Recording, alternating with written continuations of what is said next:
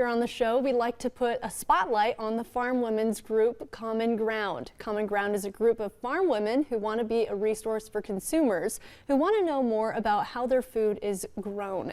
And joining us now is Common Ground volunteer Katy Wolff from the Columbus area. Thanks for being here, Katy. Good morning. Thank you for having me. Of course. And you've been on here before. We've talked about like beef quality grades, but why is some of that important, like marbling? Absolutely. Yeah, the last time I did a segment, we talked about what a quality grade is and how we got to those. So a quick refresher, what a quality grade is. Quality grades are determined using marbling, which is the intramuscular fat found within a muscle. And the more marbling, the higher quality and the more desirable we would typically consider that cut of meat.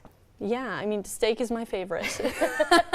And when you have some of that, I don't know, just that diversity of marbling within it, you know it's going to be a good cut. Yes, absolutely. Marbling is critical to our eating experience. So the reason that quality grade has such a large emphasis in the beef industry is because it is a predictor of palatability and our eating experience. And why is that? Well, quite simply, fat is flavor. And particularly beef fat delivers a warm, buttery note that keeps us coming back again and again.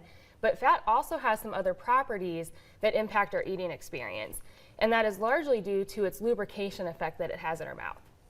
Beef fat literally melts in our mouth, so it helps coat our mouth, making that bite of meat easier to chew and swallow.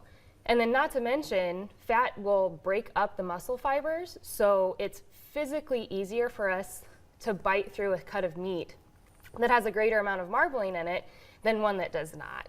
And so those things all combined together make a higher quality eating experience for us, and that is why we tend to gravitate towards cuts of meat that have more marbling.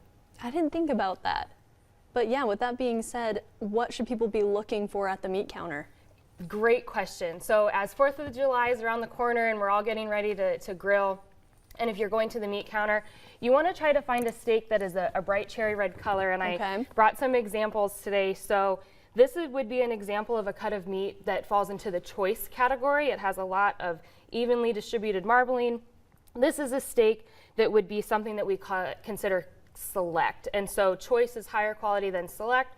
So target those cuts of meat that have evenly distributed flecks of marbling.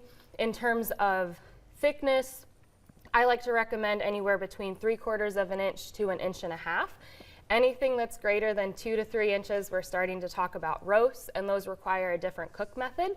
And whether or not you're digging meat out of your own freezer at home or going to the meat market this week, you want to target cuts of meat that are from the middle meats. That's considered your loin and your rib cuts. So these items will be labeled or packaged as rib steaks, rib eyes, T-bones, porterhouses, and tenderloins. So those are really great options for grilling this upcoming holiday week. All right. Well, thank you, Katy. I know there are a lot of resources for people on UNL's Animal Science Department website. Absolutely. But we'll be joining you soon with another segment from Common Ground. So thank you so much. Thank you.